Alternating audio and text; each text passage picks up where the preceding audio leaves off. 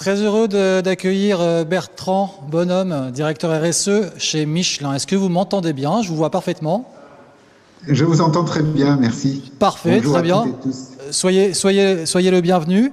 Alors vous allez prendre le temps de développer quelles actions vous mettez en place, vous, chez Michelin, pour pouvoir concevoir des produits qui puissent répondre à la fois à une satisfaction client en termes de contraintes économiques, mais aussi durables. Et ça, on sait que c'est cher à votre entreprise. Je vous laisse la parole, monsieur.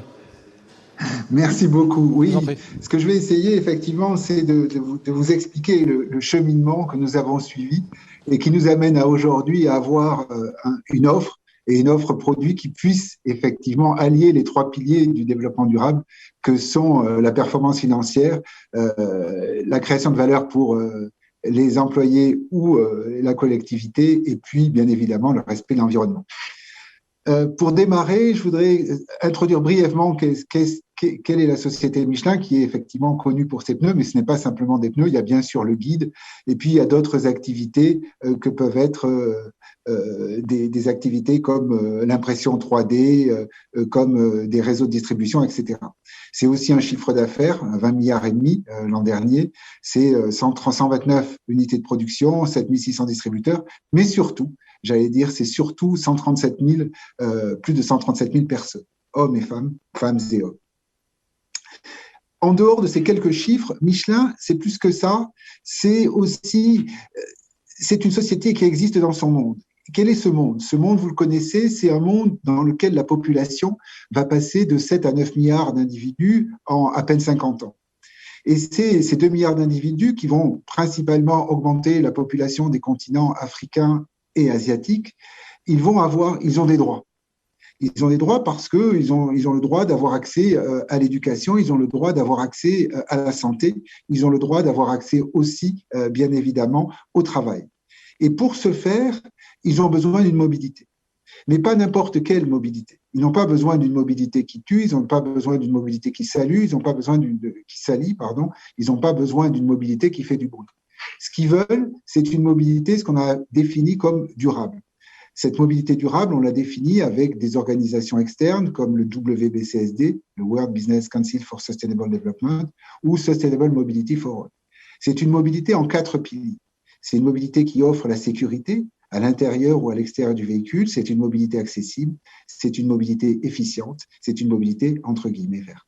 Et cette mobilité durable, c'est notre raison d'être. Et ça, c'est le préalable, c'est la fondation. C'est ce qui fait que nous sommes ensemble au sein du groupe Michelin pour arriver à mettre à disposition cette mobilité. Et tout ceci, bien évidemment, et c'est aussi le deuxième point de départ, c'est que une raison d'être, ça doit se traduire dans une ambition. Et aujourd'hui, l'ambition qu'on a, c'est celle que vous avez identifiée et indiquée dans votre propos introductif.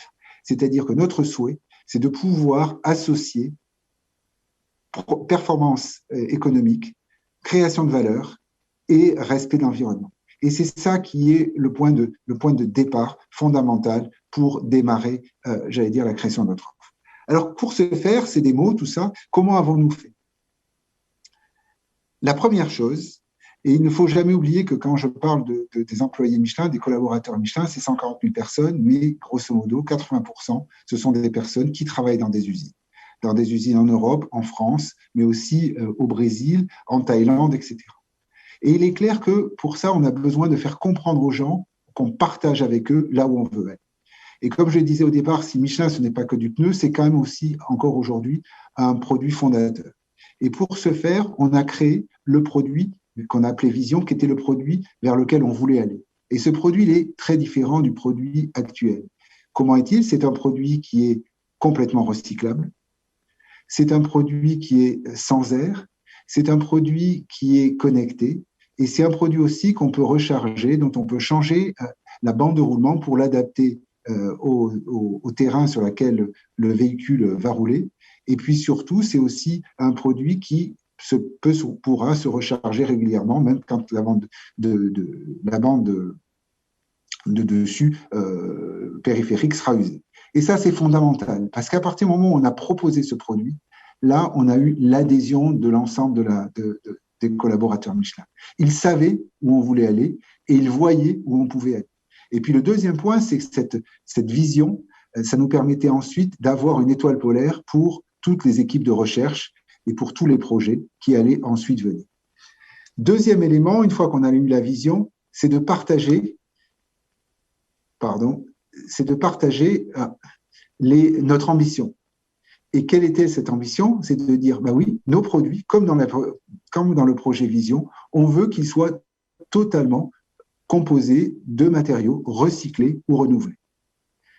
Par renouveler, on entend produits biosourcés, bien évidemment, et par recyclé, ça se comprend dans le terme.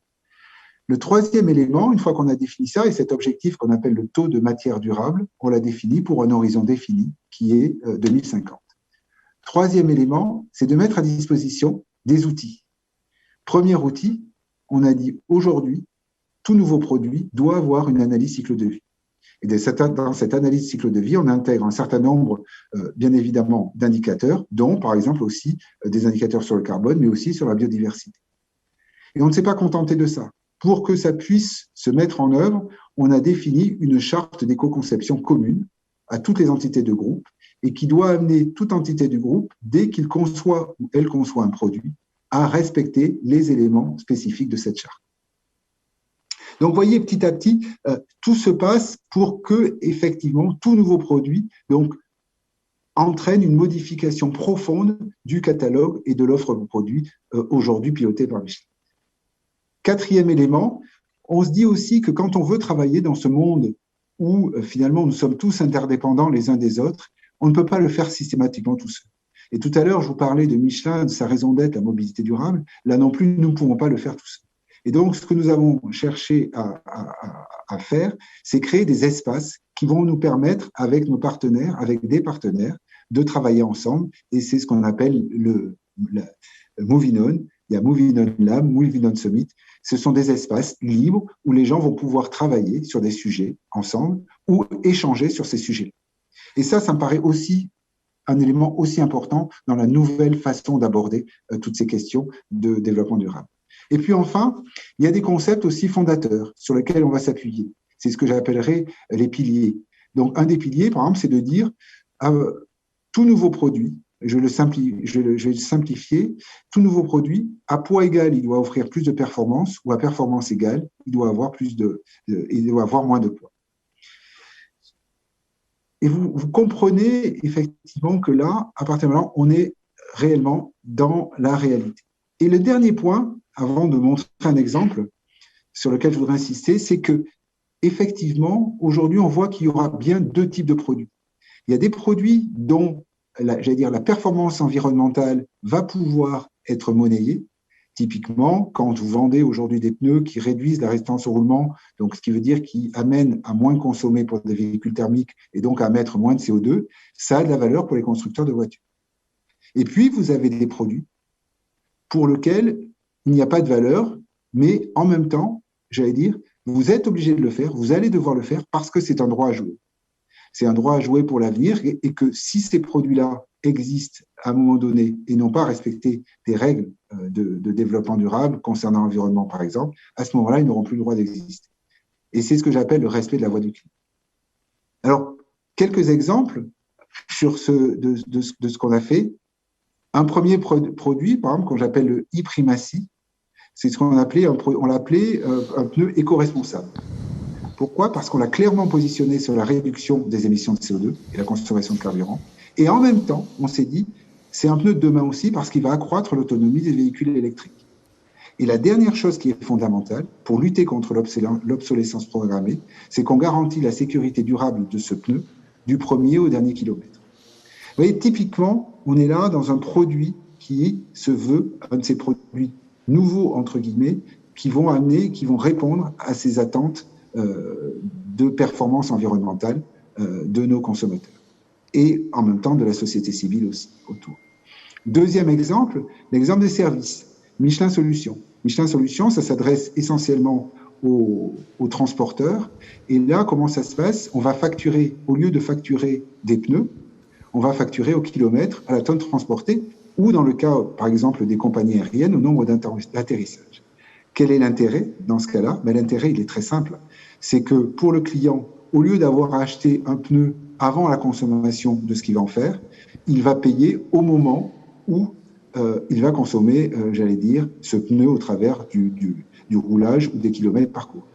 Quel est l'intérêt pour Michelin? C'est que moins je mets de pneus, plus je gagne d'argent, bien évidemment. Mais quel est l'intérêt aussi pour la société civile? C'est que moins je mets de pneus, ça veut dire que moins j'émets aussi ou je génère, ou je suis responsable d'émissions de CO2. Donc, vous voyez, on est typiquement dans un cas de solution dans lequel tout le monde est gagnant avec des produits qui sont plus durables que les produits qui étaient dans le passé. Parfait. Idem aussi. Mais vous me dites, hein, vous souhaitez terminer peut-être sur un dernier exemple ou, Oui. Oui, et dernier exemple, vous en prie, je m'arrêterai là. Pardon, excusez-moi. Dernier exemple, c'est Resicare. C'est un produit qu'on a mis en place, qu'on a généré issu, j'allais dire, de notre recherche, parce qu'on avait besoin de remplacer une résine. Et cette résine, ce nouveau produit est un produit beaucoup plus, j'allais dire, durable, qui respecte complètement l'environnement. Et comme, en plus de ça, on s'aperçoit qu'il y a d'autres applications, on a pu le mettre à disposition d'autres clients hors de l'entreprise et hors du domaine du pneu. Donc, vous voyez, ce que j'ai voulu vous démontrer, c'est que en partant de nos ambitions, en partant de notre raison d'être, on arrive aujourd'hui à des produits, des services qui sont en ligne avec notre responsabilité vis-à-vis notamment de la planète. Parfait. Merci. Parfait. Merci beaucoup, Monsieur Bonhomme. À très bientôt au Web Institute.